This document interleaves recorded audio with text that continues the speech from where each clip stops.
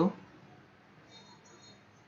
Selamat pagi, salam sejahtera, salam dan bahagia Bapak Ibu guru hebat.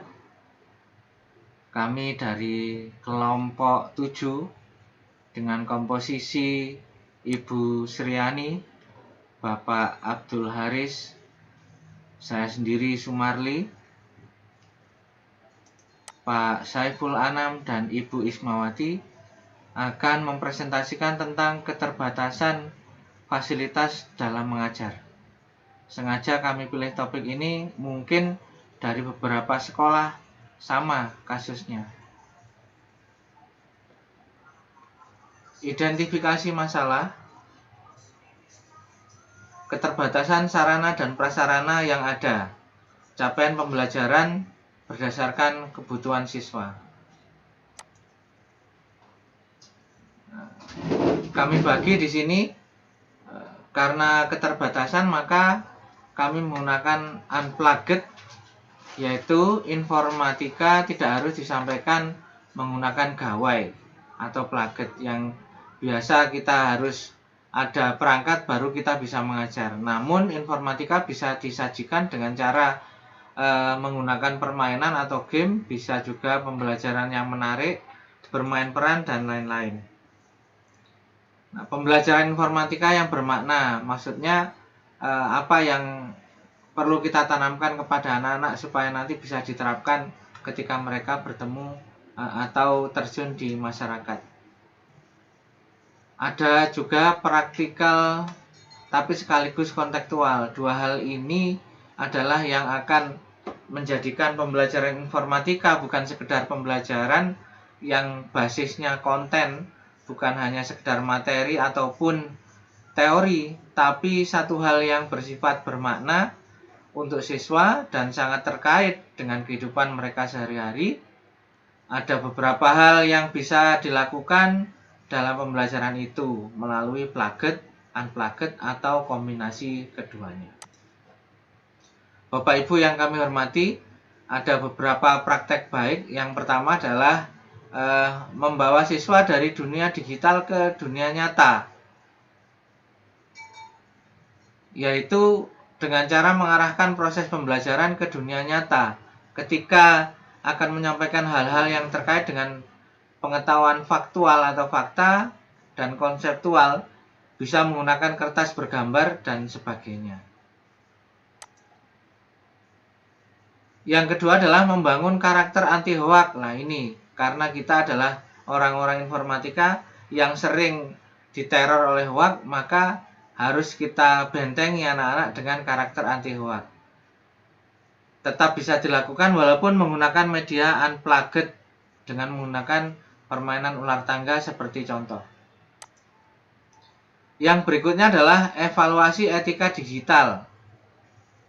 Menggunakan gambar ke dalam kelas dan meminta siswa untuk menganalisanya. Jadi benar-benar kita manfaatkan atau kita mengabdi atau istilahnya kita utamakan murid atau siswa.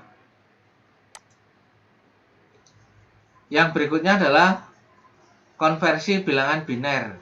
Bisa juga dilakukan dengan mengkonversi usia teman mereka ke dalam bilangan biner atau mengkonversi bilangan biner ke dalam bilangan desimal.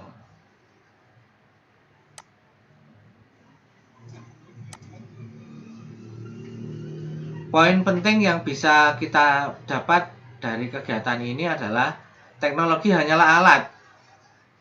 Dalam hal membuat anak-anak bekerja bersama-sama dan memotivasi mereka, guru adalah yang paling penting. Jadi, meskipun kita berada di dunia digital, karena kita sebagai guru informatika, kita harus tetap memotivasi, tetap mendampingi anak-anak.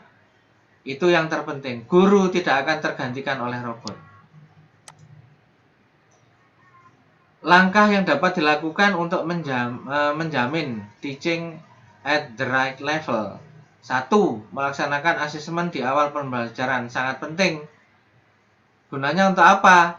mengetahui kemampuan dasar peserta didik terkait suatu materi. Apalagi informatika bagi anak-anak kelas 7 adalah materi yang baru karena dulu di SD-nya belum ada. 2. Melakukan pengelompokan hasil asesmen. Ini juga harus dilakukan supaya kita tahu tingkatan-tingkatan kemampuan dari peserta didik kita atau dari murid kita. Ketiga, memberikan penanganan dan aktivitas pembelajaran sesuai dengan kemampuan dan karakteristik peserta didik. Kita tidak bisa menyamakan peserta didik yang satu dengan yang lain. Berarti memang kita harus melayani mereka sepenuh hati kita, membantu mereka untuk mencapai kemampuan tertinggi mereka, meskipun tidak boleh disamakan. Yang terakhir, yang keempat, memonitor perkembangan peserta didik dan memberikan dukungan. Nah, yang dibutuhkan biasanya dengan metode scaffolding. Nah, metode ini adalah sebuah metode pembelajaran yang berisikan dukungan belajar kepada peserta didik secara terstruktur pada tahap awal pembelajaran. Memang kita adalah penuntun. Siapa yang kita tuntun? Murid. Begitu presentasi dari kelompok kami, kelompok 7.